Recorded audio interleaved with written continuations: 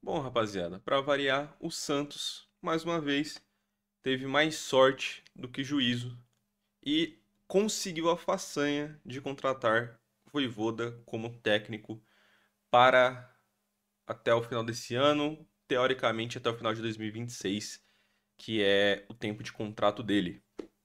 A gente tem algumas coisas para conversar.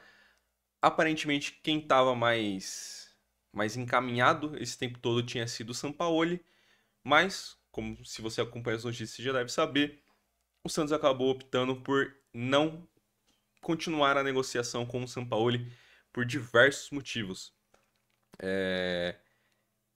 Eu, pessoalmente, fiquei frustrado num primeiro momento, quando saiu a notícia de que o Santos teria desistido, mas depois, vendo as apurações e entendendo melhor, eu concordei, o que é difícil concordar com as atitudes que essa diretoria normalmente toma, mas eu achei que foi o melhor caminho porque o Sampaoli é maluco. A gente sabe disso, a gente sempre soube. Mas eu, pelo menos, não achava que ele fosse tão bipolar assim, né? O Lucas Mussetti e alguns outros jornalistas trouxeram apurações de que tudo estava caminhando bem com o Santos e o Sampaoli. Já tinham salários, tempo de contrato, tudo acertado, comissão técnica dele, até algumas coisas externas, como pessoas que frequentariam o CT e os treinamentos e tudo. Mas o principal empecilho desde o início tinha sido a questão dos reforços. O Sampaoli, a gente sempre sabe que ele pede alguns, e dessa vez ele até cedeu um pouco. Ele disse que esperava de 3 a 4 reforços no início, e depois ele acabou mudando para de 2 a 3. Aparentemente era um zagueiro, um volante, mais precisamente o camisa 8, e um centroavante. E vamos ser sinceros, ele tá 100% certo.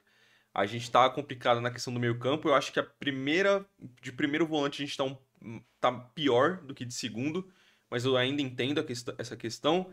Centroavante a gente realmente tá péssimo e de zagueiro o Luan Pérez e o Basso até estavam entrosados, mas o Basso lesionou, o Gil não tem mais condição, o Luizão também é muito afobado e a zaga realmente virou um problema. E caso o São Paulo viesse, ele teria que trazer um zagueiro novo e ele pediu a permanência do Zé Ivaldo, né? Ali para compor o elenco de zagueiros. E eu achei tudo isso ok, eu concordei com ele 100%. Mas o principal empecilho nesse ponto é que o Alexandre Matos e o Andreata, que é meio que um gerente de futebol do Sampaoli, de quem vive na comissão técnica dele, estavam correndo atrás desses reforços.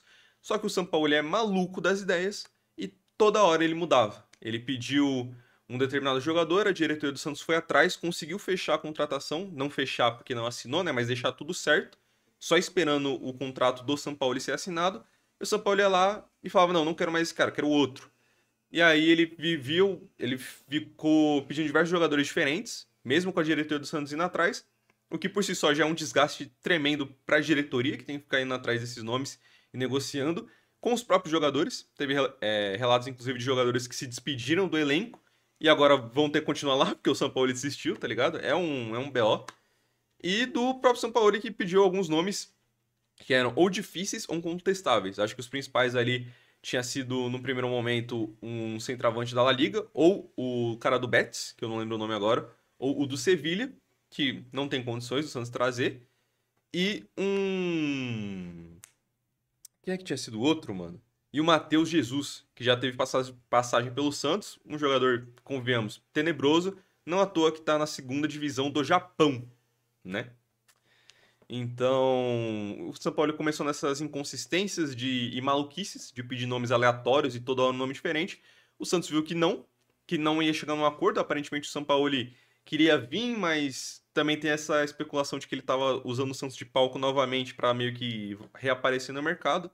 O Santos acabou optando por encerrar as negociações e acabou indo atrás do Vojvoda. Vojvoda que inicialmente não queria trabalhar, ele estava de férias, né, desde que ele saiu do Fortaleza. Ele não tinha intenção de aceitar nenhuma proposta agora, ele queria continuar de férias e só queria voltar a trabalhar em 2026. Pelo que foi apurado pelo Lucas Mussetti, se eu não me engano, ele chegou a recusar o Grêmio, o Bragantino e mais alguns outros clubes, mas ele aceitou o Santos. O que, convenhamos, o cara é maluco das ideias. Mas ele aceitou o Santos, graças a Deus. E já foi tudo definido, tempo de contrato é até o final de 2026, salários. Acho que só tá faltando definir exatamente os membros da comissão técnica, que vão vir junto com ele ou não, dependendo de como vai ser. O Santos quer manter a comissão fixa e tudo. Mas aparentemente tudo tá certo. Eu tava esperando o anúncio oficial do Santos pra gravar isso aqui, mas o Santos não lança nunca. E se eu esperasse um pouco mais pra eles lançarem no final do dia, eu não ia ter tempo de gravar. Então eu já resolvi gravar mais cedo hoje e postar agora no período da tarde. E o Santos tem um novo técnico finalmente, o Vojvoda. Eu acho que o Santos, como eu disse no início do vídeo, teve mais sorte do que juízo. O Vojvoda já estava livre no mercado há um bom tempo. O Santos tinha como primeira opção o Sampaoli, e eu entendo totalmente, e até concordo, porque o Sampaoli é uma questão emocional com o torcedor, e faz total sentido. Mas o Santos não ter deixado o Vojvoda, não digo nem em stand-by, mas eles não terem procurado o Vojvoda ao mesmo tempo que procuraram o Sampaoli, eu acho um erro, né? Principalmente quando você tem a questão de que o Vojvoda tem sido um dos melhores técnicos do futebol brasileiro nos últimos anos e tem feito talvez um dos trabalhos mais sólidos que é a do Fortaleza, não só pela longevidade, mas também pelas conquistas, não necessariamente só de títulos, que ele ganhou alguns com o Fortaleza, de menor expressão, mas, pô, conseguindo levar o Fortaleza diversas vezes para Libertadores, para final da Sul-Americana, para semifinal de Copa do Brasil, pegando G4 e G6 algumas vezes. Teve aquela arrancada sinistra que o Fortaleza termina o primeiro turno no Z4 e termina o campeonato pegando vaga na Libertadores, um bagulho surreal. E é um treinador que estava livre e que era talvez o mais cobiçado do mercado. O Sampaoli, a gente, normalmente, né? Digo, nós santistas gostamos muito do Sampaoli, pelo menos a maioria. Mas ele não é um técnico tão bem visto assim no resto do mercado, pelo menos no mercado brasileiro, como é o Vojvoda, que não à toa recebeu a proposta do Grêmio, do Bragantino e de outros clubes. E o próprio Vojvoda havia recusado, mas aceitou do Santos. Pela apuração do Lucas Mussetti, foi pela grandeza do Santos. E aí, obviamente, não sou eu que vou diminuir os outros times, mas pelo que apuraram do próprio Vojvoda, ele ficou tentado a vir por, obviamente, ser o Santos atual do Neymar, mas também por ser o time do Pelé, um time de uma grandeza, que ele se sentiu tocado e falou: vou aceitar o desafio. Mesmo que ele quisesse continuar de férias, mesmo que seja um trabalho no início do ano, e que o Santos praticamente só dispute o Campeonato Brasileiro agora até o final do ano. O que eu posso até achar algo bom, porque vai dar tempo dele trabalhar e sem ter aquela pressão de ser eliminado de outras Copas, né? Então, o Santos se deu muito bem nessa, muito melhor do que a encomenda, porque o São Paulo não veio. Se não viesse o Vojvoda, o Santos provavelmente ia atrás do Zubeldia, que também estava sendo cogitado. E aí teve gente que falou que foi rejeitado, outras pessoas falaram que não. Sei lá, o Antônio Oliveira ou o Pepa, que é um técnico disponíveis aí, que em últimas opções também acho que viria. Não descarto o Luxemburgo, principalmente porque o próprio Luxemburgo admitiu em entrevistas recentes que a diretoria do Santos foi atrás dele esse ano. Então, assim, a gente ia caminhar para um limbo que, dependendo de quem viesse, e a maioria das opções, eu diria que era quase certeza da gente ir para a Série B. Eu não acho que essa é a maior possibilidade com o Vojvoda, mas eu entro num ponto que eu até cheguei a comentar nisso numa postagem no Instagram e muita gente concordou comigo, que o Vojvoda é o técnico para o Santos até o final do ano, independente do que aconteça. E quando eu digo independente, é independente mesmo, mesmo que isso seja rebaixamento. Porque vamos lá, rapaziada, a gente trouxe o Caixinha, que você pode ter diversas críticas e eu também tenho, não deu certo. Saiu ele, ficou o César Sampaio de interino, veio o Kleber Xavier, que não deu certo também. E, vamos lembrar, o cara nunca foi técnico, foi um estagiário, concordo 100%, não queria que ele viesse nem de início, mas também não deu certo. Se o Vojvoda, que é um cara que conhece tão bem o futebol brasileiro, que esteve aqui nos últimos anos, conhece o campeonato, conhece os jogadores, conhece como funciona tudo, arbitragem, tudo, que teve um dos melhores trabalhos e mais longevos no Fortaleza e no futebol brasileiro nos últimos anos. Se nem ele conseguir fazer esse time melhorar, não vai adiantar demitir ele faltando 5, 10 rodadas para acabar o campeonato e tentar trazer outro para fazer um milagre de salvar do rebaixamento. Não vai dar certo e você ainda vai perder um técnico de ponta, que é o Vojvoda. Então, esse é o meu principal ponto. O Santos conseguiu um técnico para até o final do ano. Independente do que aconteça, o meu voto vai ser para que o Vojvoda continue até o final do ano. E mesmo que o Santos seja rebaixado, eu ainda prefiro que o Vojvoda continue pro ano que vem. Claro que, né, isso também depende da vontade do próprio Vojvoda, E assim, ele é um técnico de projeto, ele ficou muito tempo no futebol brasileiro, no Fortaleza, rejeitando propostas de vários times que procuravam ele, e mesmo assim ele continuou lá. Então eu imagino que ele não aceite o Santos. Eu imagino, pelo menos, né? Eu prefiro pensar assim, que ele não vai só aceitar o Santos pra ficar até o final do ano, e aí beleza, se o Santos permanecer na Série A e tal, ele continua, se o Santos cair, ele sai. Ele pode fazer isso. Mas pelo que a gente tem visto do Vojvoda, do tanto que ele se apegou com o Fortaleza, e caso ele acabe se apegando ao Santos, o que eu acho que pode ser um problema devido à crise de cair novamente para uma Série B, o que é algo muito preocupante para o torcedor, mas que existe essa possibilidade dele realmente cumprir um projeto. Eu acho que ele tem tudo para ser o técnico até o final do contrato, até o final de 2026.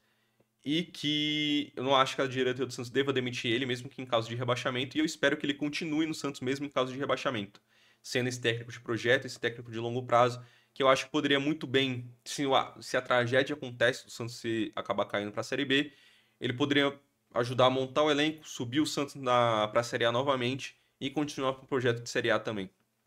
Então, eu acho que independente do que aconteça, o Santos aceitou e acertou do seu técnico até o final do ano. E eu vou brigar com isso, a menos que aconteça algo muito absurdo do Vojvoda, porra, ser irreconhecível à beira do campo e não traga nenhum um pingo do que foi o trabalho dele no Fortaleza. Mas eu acho muito difícil isso acontecer. Mas, como eu falei, mesmo que o pior aconteça, e o que é sempre uma possibilidade, eu acho que o Santos deveria manter o Vojvoda pro ano que vem, mesmo com o rebaixamento. Também vai ter que ter muita paciência por parte da torcida, e eu me incluo nisso, porque o Vojvoda se provou no Fortaleza, mas obviamente o Santos é um ambiente mais desafiador por ser um time de maior expressão, por ser um time que está vivendo uma crise e por ser um elenco que não foi ele que montou, não foi ele que sugeriu as peças e tudo.